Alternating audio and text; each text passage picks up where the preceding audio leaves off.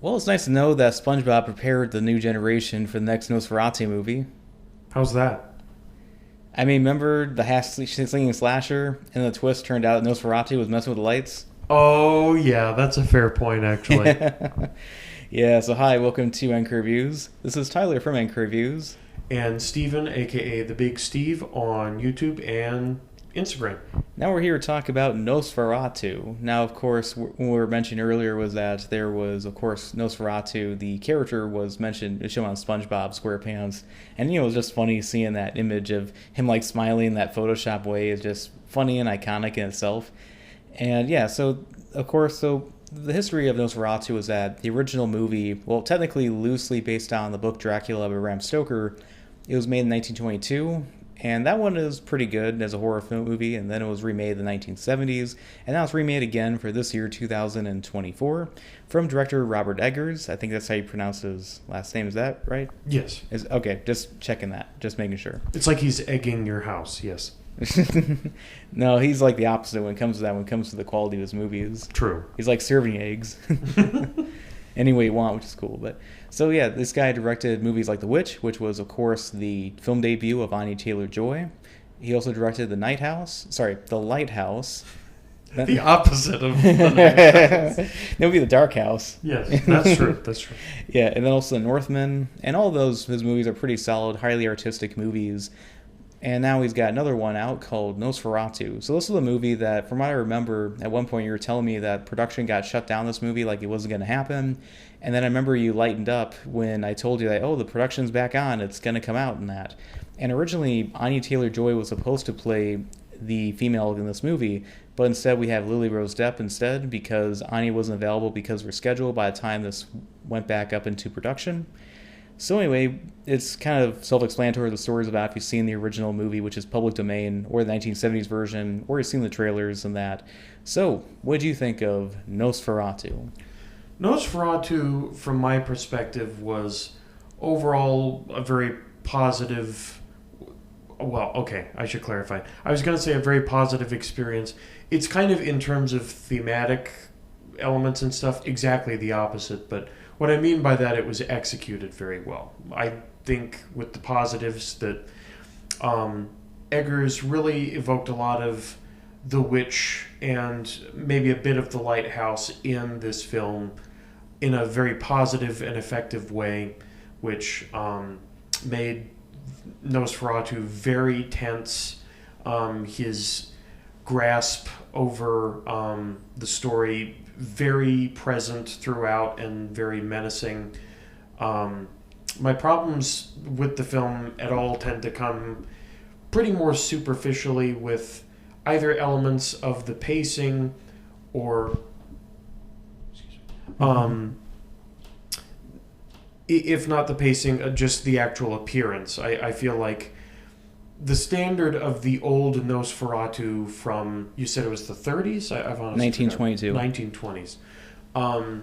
That standard, I think even for the time, was so exceptionally good that maybe it was hard to compete. But I think that the physical appearance of Nosferatu, once you see him in person, they keep him pretty dark for a lot of the film, but you do eventually get some decent looks at him. And I think the design could have used some more work, personally, at least in the face. But as for other elements like the casting and the horror execution, how there was kind of just this creeping cloud of supernatural elements that drew closer and closer as the narrative progressed, I think it worked pretty well for the film and was paced generally pretty strongly. But I do recall in this film, as opposed to I think all the other Robert Edgar movies aside from The Lighthouse, this film and that film, I definitely looked down at my watch thinking how much time has passed. And so that tells me that there was some pacing issues in certain areas towards the middle, I think. But overall, I think it was a strong film. This is a great step up in concept and stuff for him, and he's really shown his horror chops over the past few years, and I think this is a welcome addition to it. Yeah, I see where you're coming from, and yeah, in agreement with a lot of that. So as for the title character of the movie, I do agree that when it came to the makeup work, I thought it was pretty excellent. At the very least, this movie should be nominated for an Academy Award for Best Makeup in that regard, and also I would say Best Costume and Set Design too, at bare minimum as well. I do agree with Steven that I think in the face with how he was described, or at least how he was designed, I do agree that it could have been a little bit better. He should have looked a little bit more rat looking in the face, like in the original one. Not to say that I don't think they should have at least taken some creative liberties to give its own identity, but I do think that he could have looked a little bit more, like creepy looking and more horrid looking or more ghoulish looking if he was more rat like in the 1922 version or even the 1970s version. But yeah, I thought it was an interesting choice that they gave him a mustache because Bram Stoker described Dracula in his book as Dracula having a mustache, which most versions of Dracula don't have the mustache. I know that John Carradine in the House of movies from Universal in the 1940s did have the mustache, which is nice to know. Anyways, so I will say that Bill Skarsgård, I believe that's the Lee Skarsgård that plays this vampire in this movie. Mm-hmm. Okay, just making sure there's a lot of Skarsgårds in Hollywood acting right now. Gotta stay on guard. So you don't get those scars. Yeah, so I think he was excellent in this movie, especially how he rolls off the tongue and that. It was very creepy. It definitely evoked a lot of Gary Oldman's performance and Bram Stoker's Dracula. A lot of the artistic value of this movie definitely reminds me a lot of Bram Stoker's Dracula in all positive ways. And I think Bill Skarsgård is an excellent actor when it comes to this movie and also how he transformed himself as Pennywise in the It movies. And I would say he was one of the best things about that 2024 Crow movie, which honestly I thought that movie is kind of overhated. I'm not saying it's good, but I don't think it's like a terrible movie. It has its moments here and there. But overall, I do think that he definitely gave a great performance, and I gotta really give a lot of praise to the other cast members of this movie too. Everyone from Nicholas Hoult to, of course, William Dafoe, and even Lily Rose Depp as the main female character of the movie. And it's ironic, too, how Nicholas Hoult is in this movie, as in another Dracula-related movie, because he was in a movie called Renfield, where he played Renfield, who was basically the subservient, henchman to Dracula, who was played by Nicolas Cage in that movie. But I don't know if you've seen Renfield yet, Steven. I have not. Okay. So yeah, I mean, it was pretty excellent how these actors went just complete balls to the wall and hinged in their some of their performances, which was nice to see them just let loose and in very unflattering ways.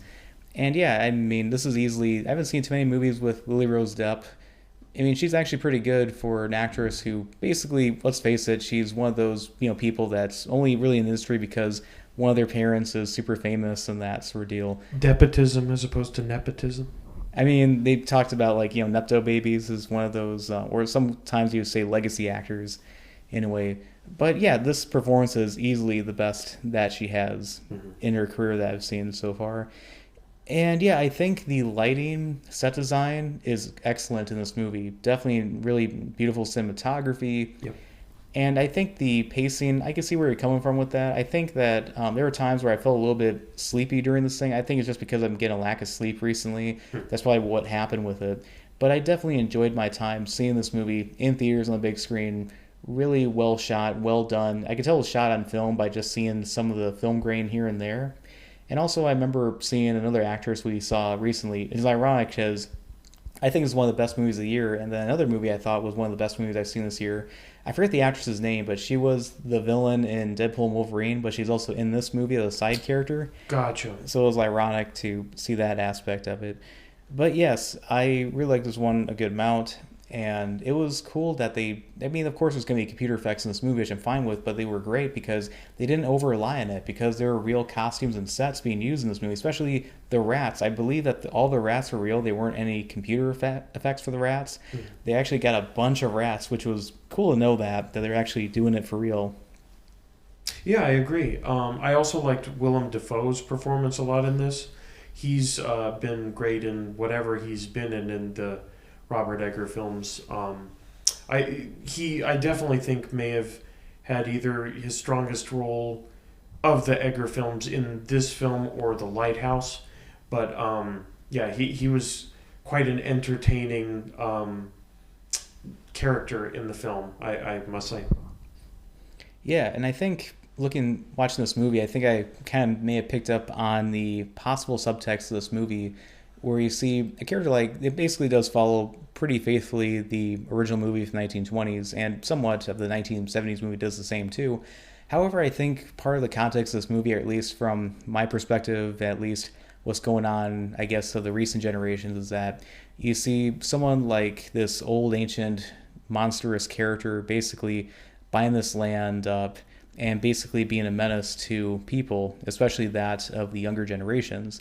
And you see basically Lily Rose Depp's character is someone who is mad at her husband for basically everything's like a financial gain, or at least more of a business job, but we're basically more miserable off. And it kind of speaks to our generation, or at least the younger people right now who are struggling because of economic reasons, or at least these corporations like BlackRock buying up the land and various houses, people turning people into renters, and also how things don't really seem like things like a bleak future in ways. At least people think things may be bleak, but hopefully, well, at least for me, I kind of see things a little bit more optimistic, and I'm more optimistic about the future, and of course that's kind of reflective on the Superman movie coming out soon. And it's ironic because Nicholas Hoult is playing Lex Luthor in that movie, so he's definitely getting a lot of roles recently. I know it sounds a little bit like a tangent, but you get what I'm coming from, what the point I'm trying to make. Yeah, no, I definitely agree, and I actually hadn't taken that analytical lens into it, but that's a very interesting context. I know that property and land ownership, especially throughout Western history, have long been issues, and so you may, I don't know, there may be more or less importance to that specifically in this film versus other films at the time, but I hadn't actually stopped to think that is a pretty upfront theme throughout the film, and this sort of like old power that is dark and corrupt, kind of investing and reaching its literal claws into the family. That is a good way to put it. I also thought maybe some of the pacing issue may have come to do with there was kind of like the family friends who the wife stayed with while her husband was away. And I think maybe somewhere in that, just like towards the end of that part of the story, there was something that dragged somewhere in maybe the other husband's performance. But overall, I think it was, not too much to note. I think if any issues were basically just the pacing through the middle, and the creature design itself. But overall, it was like Tyler was saying, a very strong, eerie experience. The creature had a very menacing, almost dark spell type of presence whenever he was on the screen, or even when you were approaching him, which I thought was very effective. And a lot of the choices in cinematography and how he was portrayed, I agree with Tyler, were very Bram Stoker's Dracula evocative, including a part with the ship, which I don't know if we'll spoil, but I think there was way more good in this film than just a rehash of the past. Yeah. So anyway, would you give this movie, Steven? Well, I'm still kind of swashing it around in my head. I think that overall, this may be my second favorite of his films. I still need to sit, I think, with a couple days to be completely sure where I put it, because I think the very ending, while effective, I'm not sure if I like it as much as some of the other endings. It's fitting, I'm not going to spoil it, but it definitely made me feel like, oh, okay, as opposed to some of his other films. But it was a solid experience, probably the darkest Christmas movie we're going to get for a long time. Yeah, it takes place on Christmas, and there's even a Christmas tree. I remember whispering to you, Stephen, like, so I guess this is arguably a Christmas movie? Yes, absolutely. But, and some of the characters, I think just in other films I've liked better. Like the family and the witch, I think overall were more compelling characters than certain elements of the film, other than like probably the main 3 or 4 people that you see reoccurring throughout.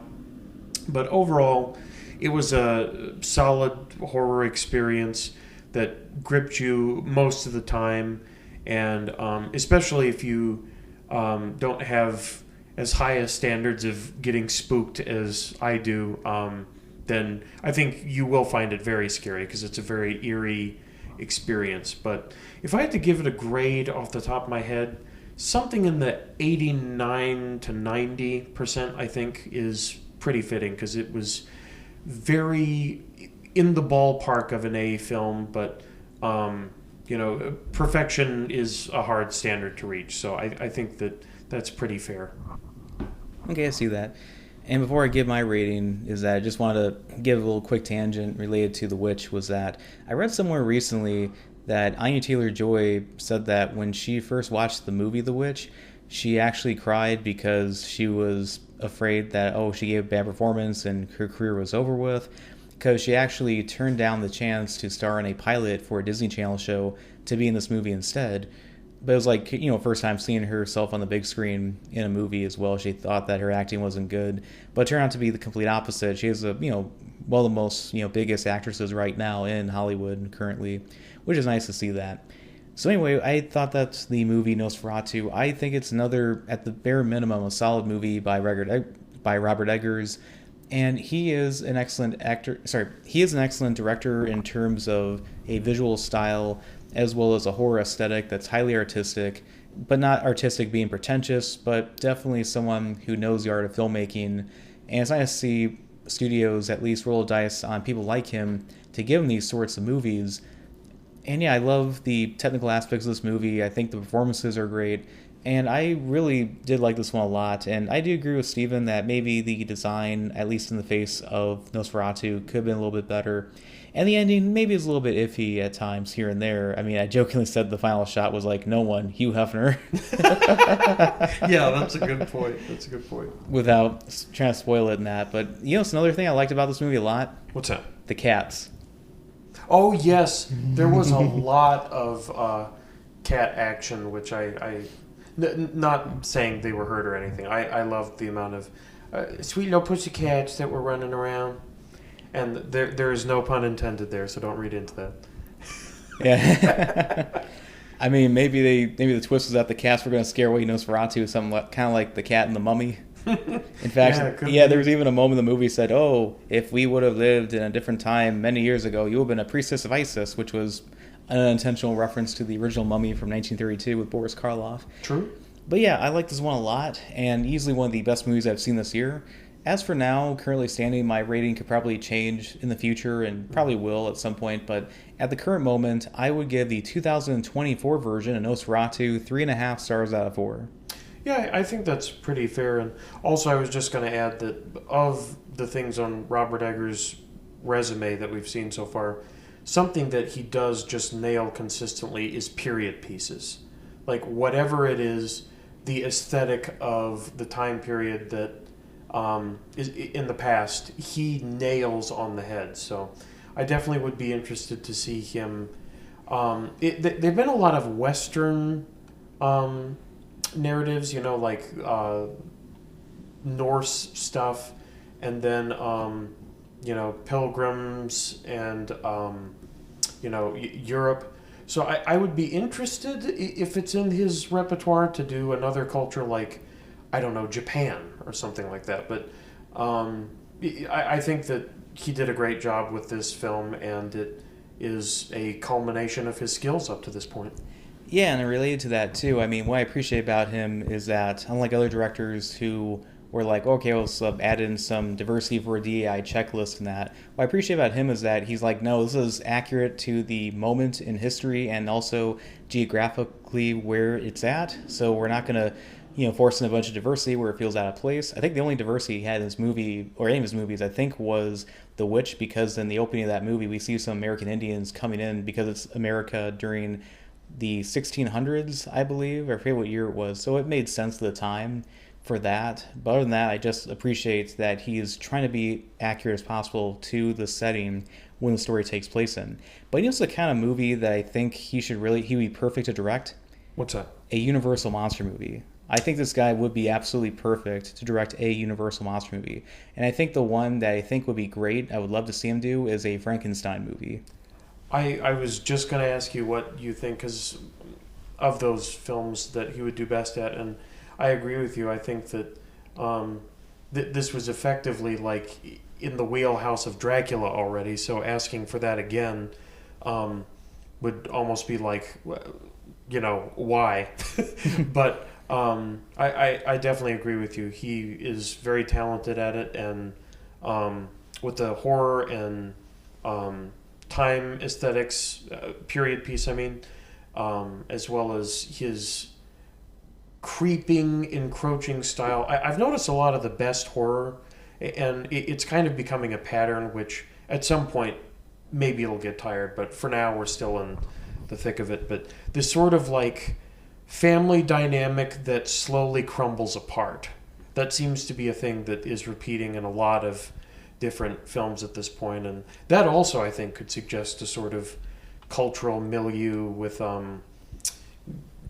generational issues going on, but there may be more to read on that at another point.